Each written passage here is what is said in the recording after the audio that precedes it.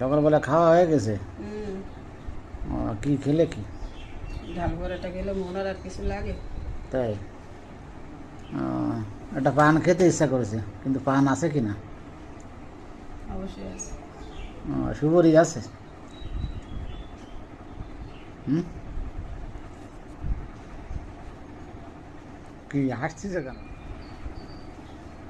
তা যাও রান্না করতে, নাকি একটু রেস্ট নিবা?